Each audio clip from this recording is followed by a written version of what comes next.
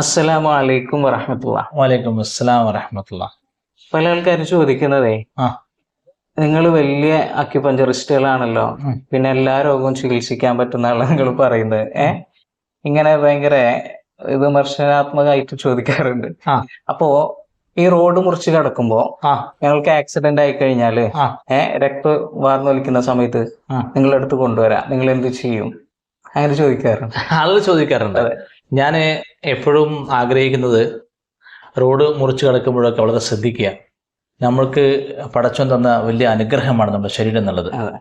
അതിനൊരു തരത്തിലുള്ള അപായം വരുന്നതിനുള്ള സാധ്യതകളെ നമ്മൾ വളരെ ശ്രദ്ധിക്കുക.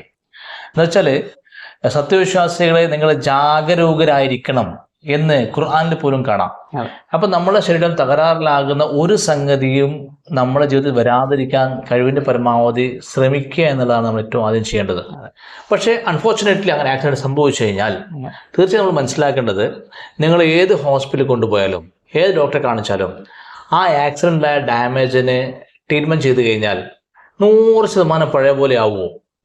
ഒരിക്കലും ആവില്ല. ഓക്കെ, അപ്പം നമുക്ക് എന്താ ചെയ്യാൻ കഴിയുക? മനുഷ്യൻ്റെ ട്രീറ്റ്മെൻറ്റ് നൽകുന്ന ഒരുപാട് പരിമിതികളുണ്ട്.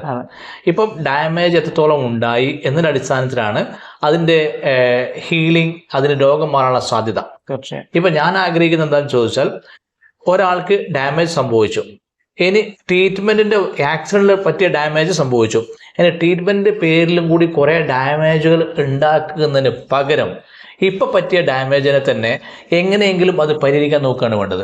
ഇപ്പം പലപ്പോഴും നമ്മൾ കാണുന്നറിയോ, പല സർജറികളും. ഇപ്പോൾ ഉദാഹരണം ഒരു ആക്സിഡൻ്റ് ആയി, അയാൾ മുട്ടിന് കുഴപ്പം വന്നു, ഇപ്പം പെറ്റില ബ്രേക്കായി പൊട്ടിപ്പോയി.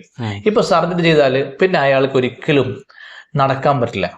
പിന്നെ കാല് നിവൃത്തി തന്നെ വെക്കണം, കാല് ഫുള്ളായിട്ട് മടക്കാൻ പറ്റില്ല. നമ്മൾ കാല് മടക്കാൻ പറ്റില്ലെങ്കിൽ നടത്തം എങ്ങനെയാണെന്ന് ആലോചിച്ച് നോക്കൂ, ഒരു പ്രയാസമാണ്.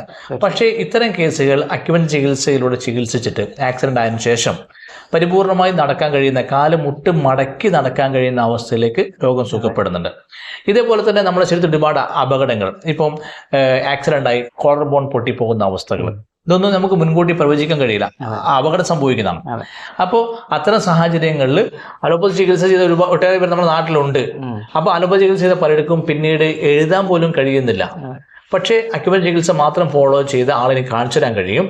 അവരിപ്പോഴും വണ്ടി ബുള്ളറ്റിന് ആക്സിഡൻ്റ് ആയിട്ടാണ് കോളർ ബോൺ പൊട്ടിയത്, ഇപ്പോൾ അതിനുശേഷം ഇപ്പോഴും അവർക്ക് ബുള്ളറ്റ് ഓടിക്കാൻ കഴിയുന്നുണ്ട്. ഇപ്പോൾ ഇതേപോലുള്ള ആക്സിഡൻറ്റുകൾ ഒരുപാട്, ഹെഡ് ഇഞ്ചുറി ആയിക്കോട്ടെ, ഫേഷ്യൽ ഇഞ്ചുറി ആയിക്കോട്ടെ, ഇങ്ങനെ ഒരുപാട് ഇഞ്ചുറി ആയ ആളുകൾ ഇപ്പോൾ അക്യുപഞ്ചർ ഉപയോഗപ്പെടുത്തിയിട്ട് അവർ രോഗം സുഖപ്പെടുന്നുണ്ട്. ഇപ്പം ഞാൻ മനസ്സിലാക്കുന്നത്, ഇതേപോലെയുള്ള ആക്സിഡൻറ്റ് കേസുകൾ പലപ്പോഴും വലിയ സ്പെഷ്യാലിറ്റി ഹോസ്പിറ്റലിൽ കൊണ്ടുപോയി ചികിത്സിച്ചിട്ട് ആദ്യത്തേൽ കൂടുതൽ മോശമായ അവസ്ഥകൾ കാണാൻ കഴിയുന്നുണ്ട്. വലിയ സങ്കടമാണത്. അപ്പോൾ ഒരു അപകടം പറ്റി, ആ അപകടം ചികിത്സിക്കാൻ വേണ്ടി വീണ്ടും ഒരുപാട് അപകടങ്ങൾ വരുത്തി വെക്കുന്ന, വീണ്ടും ഒരുപാട് സർജറിയും വീണ്ടും ഒരുപാട് മുറിക്കലും പൊട്ടിക്കലും സംഭവിക്കുന്ന ആ ഒരു രീതി അവസാനിപ്പിച്ചിട്ട് ഈ രീതി ചികിത്സിക്കുന്നതായിരിക്കും സൗകര്യപ്രദമായിരിക്കും.